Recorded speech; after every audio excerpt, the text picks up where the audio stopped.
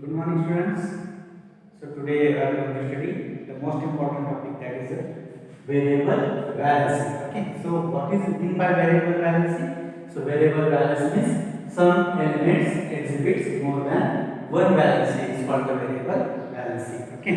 So there are 118 elements are present in our scientific words, that is in the periodic tables. Okay. Among these elements, some elements shows more than one valency. Okay. So some transition elements like a D block elements shows more than one valency. That is a copper shows 1 and 2 valencies, iron shows 2 and 3 valency, platinum shows 2 and 4 valency, tin shows 2 and 4 valency, lead shows 2 and 4 valency. Okay, understood it? Some non-metals also shows more than one valency. For example, sulfur is a non-metal, okay, and it shows 2, 4 and 6 valencies. Okay. So why these elements show more than one valencies? Okay. So let's study about that. Okay. So you know that the structures of atom. Okay. Structure of atom. So in the nucleus, this is the nucleus at the center of the atom. This is the first cell. This is the second cell. And this is the third cell, okay, and this is the fourth cell, okay. This is the structure of atoms. This is the first cell, this is the second cell, this is the third cell, this is the fourth cell, and so on. Okay. So this is the nucleus. This nucleus is the positively charged, okay, and almost entire mass of the atoms is concentrated in the nucleus. Okay, why? Because there is a protons and neutrons. Okay, in the nucleus there are protons and neutrons. Okay, and in the extranuclear parts, that is around the nucleus, is in that particular orbit, electrons are continuously revolving. Okay, electrons are continuously revolving. Okay, this is a free space. There is no electrons. Okay, there is no possibility to harm electrons. Okay, so this is empty space, but only electrons are found in these cells. Okay. So this is the electronic configuration, general structures of atoms. It is the first cell, second cell, third cell, fourth cell. Okay, and it is called as P cell, L cell, M cell, and N cell. Okay, these are the main energy cells. Okay, these are the main energy cells. But among these main energy cells, there are subcells. Okay, so in the first cells there is S subcell. In the second cell there is S and P subcell. Okay, in the third cell there is a S, P and D subcell, and in the fourth cell there is S, P, D and F subcells are also present. Okay, so you know that in the first cells how many electrons can accommodate? According to the formula pi n square, how many electrons can accommodate? So where n is equal to 1, n is equal to number of cells. So 1, 2, 3, 4 and so on. Okay, can take n. So let's calculate how many numbers of electrons can accommodate in the first cells. Okay, so put the value 2, n is 1 in the first cells. Take n is equal to 1. So we will get 2 into 1. That is 2. Okay. So in the first cells, it has the capacity to accommodate 2 electrons. Okay. So how many electrons can accommodate in the first cell? So there are 2 electrons. Okay. 1 and 2 electrons. Okay. Again, in the second cell, what is the capacity? So 2 into, here put n is equal to 2 now. Okay. So 2 means what? Second cell. Okay. In the second cell, how many electrons can accommodate? So let's calculate 2 into 2 square 4. Okay, so 8 electrons. In the second cell has the capacity to accommodate 8 electrons. Okay, let's calculate in the third cell. So twice n square means 2 into n means what here 3. Okay, because we will take a third cell. Okay, so 2 into 3 square 9. Okay. So it gives 18 electrons. That means in the third cells it has the capacity to accommodate 18 electrons. Okay, and in the fourth cell, so let's take n equal to 4 means 2 into 16, so you get 32. Okay, so in the fourth cell it has the capacity to accommodate 32 electrons. Okay, and these 32 electrons, 18 electrons, 8 electrons are accommodated in these subcells also. Okay, means S subcell has the capacity to accommodate how many electrons? 2 electrons. Yes, has the capacity to accommodate 2 electrons, and P orbital, so orbital has the capacity to accommodate 6 electrons. Its capacity is 6 electrons. Okay, then S capacity again 2 electrons. Okay, P 6 electron and D. Okay, इसकी capacity कितनी है 10 electrons activate करने की, मतलब इसकी जितनी क्षमता है इसकी कैपेसिटी इतनी है वो 10 इलेक्ट्रॉन एक्टिवेट कर सकता है। ओके, इसकी अगेन 2 इलेक्ट्रॉन्स P की 6, D की 10 और F की कितनी होगी 40 रहती है। Okay, so in the first shell you can say in the first cell एक पहली सेल में कितनी सबसेल रहेंगी? एक ही सबसेल रहेगी। ओके, तो ये जो पहली सेल है उसमें एक ही सबसेल रहेगी। ओके, और इन द सेकंड सेल ये एक सेकंड सेल है उसमें कितनी सबसेल रहेगी? 2 एंड 2 सबसेल रहेगी S and P। So how many electrons can accommodate 2 plus 6 8 electrons। Okay, so this is 8 electrons, 8 electrons in the second cell। how many electrons can accommodate? 8 electrons। Okay, in the third cell calculate this 10 plus 6 and 2 means 18 electrons।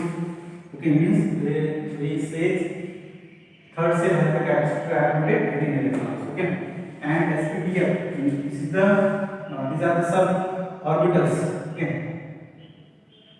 present in the fourth cell। Okay, subcells, these are the subcells S P D F which are present in fourth subcell। Okay, so how many electrons can accommodate in the fourth cell? That is 14 plus 10 24 and 18 means 32। Okay, so fourth cell has the capacity to accommodate 32 electrons। Okay, so this is the arrangement। Okay, this is the electronic configuration of the atoms। Okay, so now let's do electronic configuration। Okay, do electronic configuration of these elements: copper, ferrous, platinum, tin and plumber। Okay, in your syllabus there is only indication, okay, only the copper and ferrous is given in your syllabus। Okay, so let's study why this copper and ferrous shows more than lower values। Okay, so according to this the electronic configuration of copper is, what is the electronic configuration? Its atomic number is 29। Okay, its atomic number is 29। Okay, so what is the electronic configuration of copper? What is the electronic configuration of copper? So in the first cell 1s2, okay, 2s2, 2p6, okay, then 3s2, 3p, 3p what? 56, calculate this 1 to 10 and 18। okay, now अब क्या करेगा ये 3s2 है 3p है 3d आएगा बाद में, लेकिन 3d आएगा कि यहाँ पे नहीं आएगा। क्यों नहीं आएगा? क्योंकि पहले क्या भरेगा ये 4s सबसे पहले फिल करेगा, क्योंकि इसकी एनर्जी d की एनर्जी से कम है, तो इसलिए पहले ये फिल करेगा according to the Aufbau principle. Okay, आपको मालूम होगा अबोव प्रिंसिपल। सो पहले ये फिल करेगा 4s2। ओके, अगेन अब आएगा 3d, क्योंकि ये कॉपर है, कॉपर डी ब्लॉक एलिमेंट में आता है। ओके, ये कॉपर है, डी ब्लॉक एलिमेंट में ही आता है because it is a transition elements. Okay, transition elements are found in D blocks. Okay, so हमने electron goes into the 3D subshell. So now 6 plus 2 8, 8 plus 2 10, 10 16, 16 और ये कितने हो गए 20 मतलब 10 और ये 10 20. ओके 20 हो गए. अभी कितने बचे 9 इलेक्ट्रॉन बचे.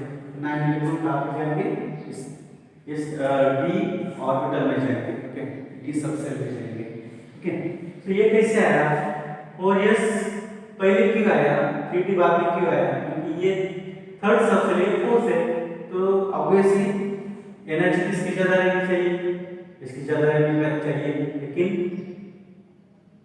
ये पहले आया इसलिए क्यों ऐसा है क्योंकि जो अबव प्रिंसिपल है अबव प्रिंसिपल क्या कहता है it says that electron always try to electrons elements always try to field its valence shell, okay, which has lower energy first field. Okay, समझ में आपको जो जिसकी एनर्जी सबसे कम है उस सेल्स में सबसे पहले इलेक्ट्रॉन फील्ड होगा. ओके, जिस सेल की एनर्जी कम है तो उस सेल में पहले इलेक्ट्रॉन फील्ड होगा. मतलब यहाँ पे देखें 4s की एनर्जी 3d की एनर्जी से कम है. ओके, नियर अबाउट सेम ही रहते हैं लेकिन इसकी तुलना में इसकी एनर्जी थोड़ी कम है तो इलेक्ट्रॉन्स कहाँ पे पहले फील्ड होंगे इसमें पहले फील्ड होंगे 4s में. आपको मालूम होगा अबव प्रिंसिपल. ओके, कैसा है अबव प्रिंसिपल. सपोज मैंने ये निकाला है 2s 3s 4s 5s 6s. Okay, 7s. Okay, and in the second cell two subcells are present 2p.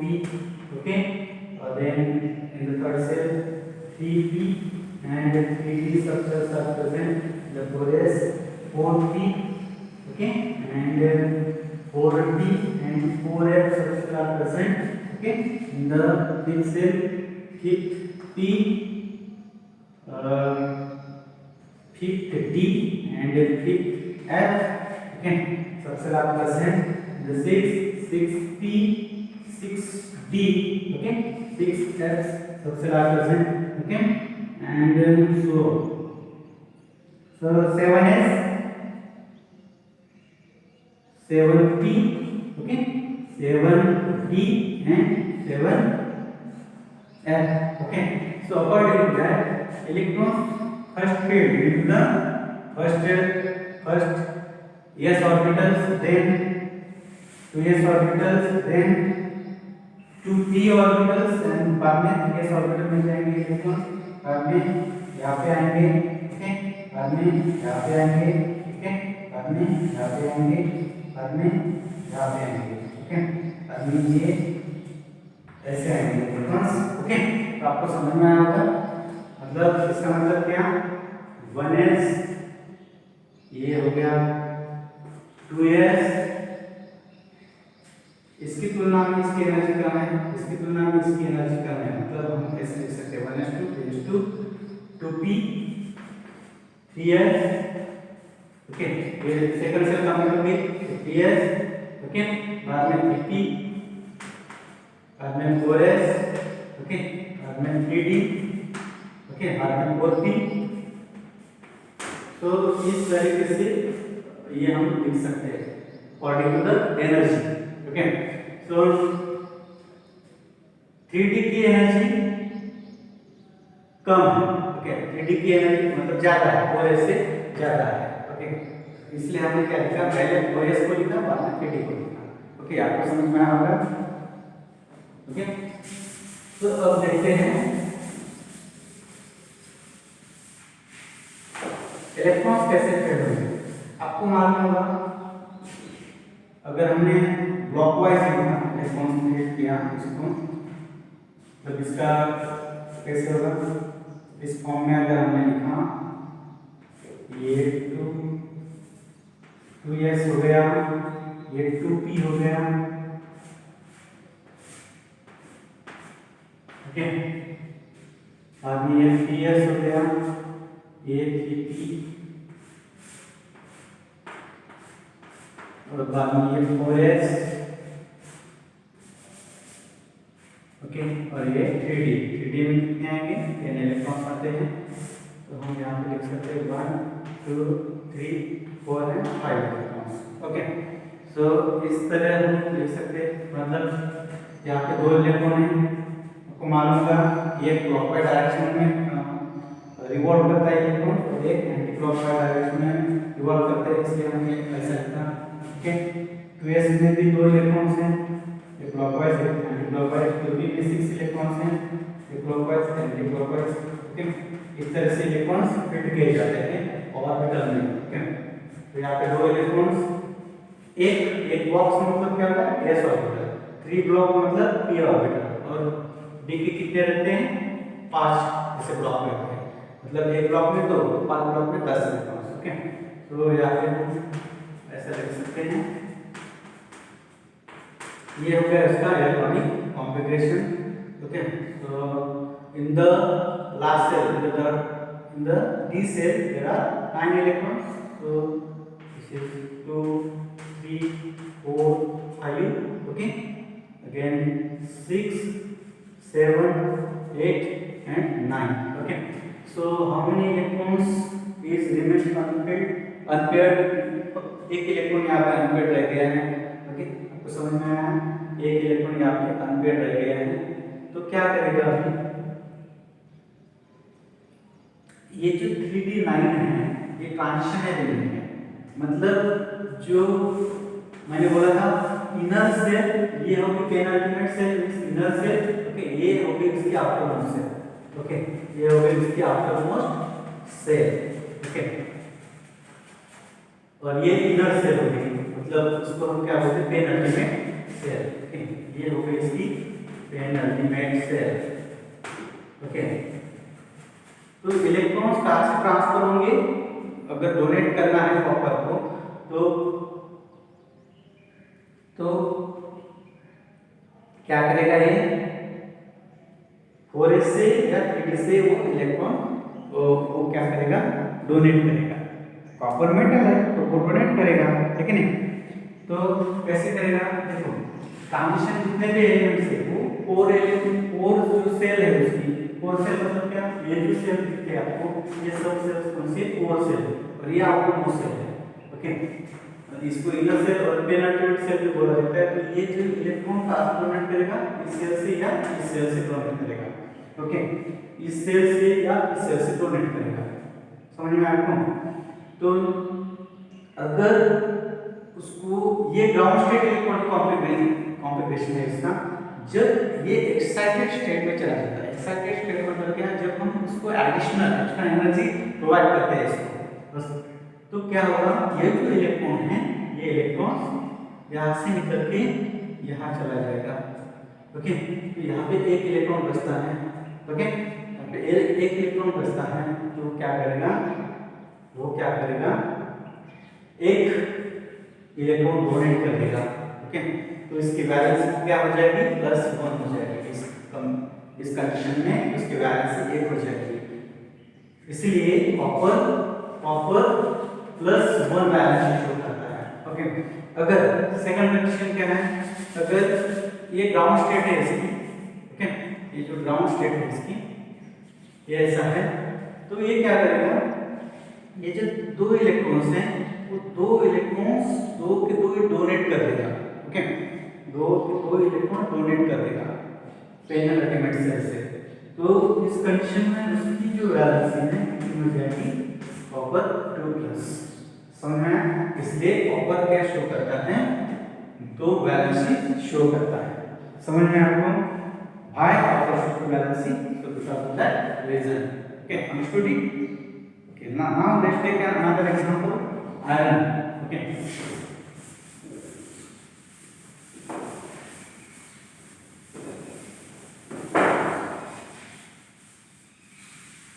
Okay, iron. So atomic number of iron is 26.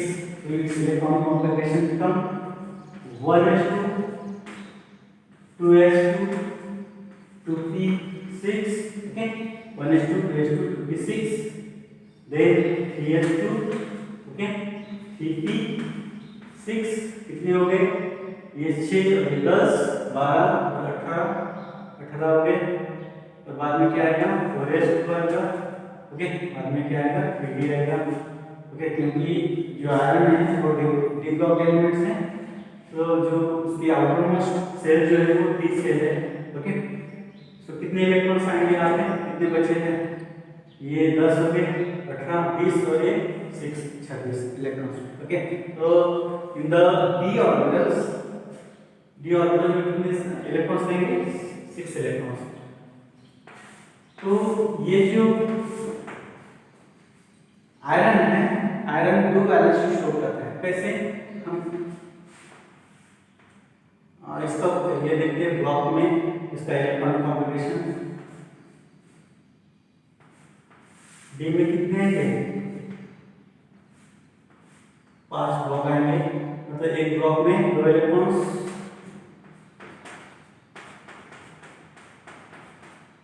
Okay, तो कितने हो गए? एक मिनट,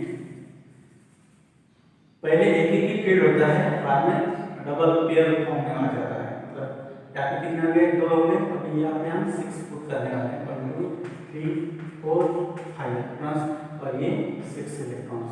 ओके, समझ में आपको? तो इसकी वैलेंस कितनी है? 2 4, ये 3 वैलेंस शो करता है। ओके, सो इस कंडीशन में देखिए,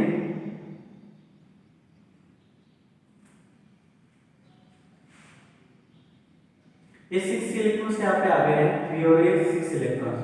पर कंडीशन कभी-कभी क्या होता है, ये जो इलेक्ट्रॉन है 4s, ये क्या करता है, जब एक्साइटेड स्टेट में चला जाता है तो ये इलेक्ट्रॉन्स यहाँ पे ट्रांसफर कर देता है। ओके, मतलब यहाँ पे कितने आ गए हैं? कितने इलेक्ट्रॉन्स बचे हैं? 3 अनपेयर्ड इलेक्ट्रॉन्स बचे हैं। ओके, 3 अनपेयर्ड इलेक्ट्रॉन्स यहाँ पे बचे हैं। ओके, तो ये क्या करेंगे, इस एक्साइटेड स्टेट में जाने के बाद भी यहाँ पे 3 अनपेयर्ड इलेक्ट्रॉन्स बचे हैं, तो ये क्या करेंगे, दूसरे एलिमेंट के साथ कंबाइन होंगे। ओके, और बॉन्ड फॉर्म करेंगे, 3 बॉन्ड्स फॉर्म करेंगे। तो एक कंडीशन में इसकी जो वैलेंसी है कितनी आएगी? 3+ आएगी। ओके, ये डोनेट कर देंगे दूसरे एलिमेंट्स को। ओके, तो इस कंडीशन में इसकी वैलेंसी कितनी आएगी? 3+ आएगी। ओके, अगर ये इलेक्ट्रॉन डोनेट नहीं करता तो जो इलेक्ट्रॉन्स है ये 4s के जो इलेक्ट्रॉन्स है ये डोनेट कर देगा दूसरे एलिमेंट्स को। तो इस कंडीशन में इसकी वैलेंस कितनी आएगी? 2+ आएगी। ओके, तो इसलिए जो आयरन है, आयरन 2 वैलेंसी शो करता है। ओके, तो ये कौन से कंपाउंड बनाता है? अगर इसने डोनेट किए हैं 2 या 3 इलेक्ट्रॉन डोनेट किए तो ये कौन से कंपाउंड फॉर्म करेगा? Cl3 फेरिक क्लोराइड फॉर्म करेगा अगर 3 वैलेंसी है तो।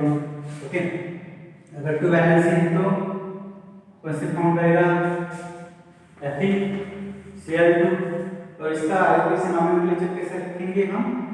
अगर वैलेंसी 2 है, ओके, 2 वैलेंसी है तो इसको हम क्या लिखते हैं? फेरस लिखते हैं। ओके, फेरस मींस यहाँ पे OUS सफिक्स यूज होता है। Okay, OUS suffix is use here. Okay, OUS suffix is use, समझ में आपको? OUS अगर हायर वैलेंसी है, मतलब 3 पॉजिटिव वैलेंसी है, तो इस कंडीशन में सफिक्स कौन सा यूज होता है? Here IC suffix is used. Okay, IC suffix is used. In case of copper, okay, copper पे अगर एक पॉजिटिव लोअर वैलेंसी है तो इसको हम कैसे लिखेंगे? Q+. ओके, Q+, मतलब यहाँ पे OUS सफिक्स यूज हुआ है। अगर हम हायर वैलेंसी देखते हैं कॉपर Q+, तो क्या फॉर्म होगा? इसका नाम क्या होगा? क्यूप्लिक होगा। ओके, यहाँ पे IC सफिक्स यूज हुआ है। ओके, समझ में आया? तो इस तरह ये जो कॉपर है, फेरस है, ये वेरिएबल वैलेंसी शो करते हैं। ओके, तो आपको ये समझ में आया होगा। I hope you understood it. So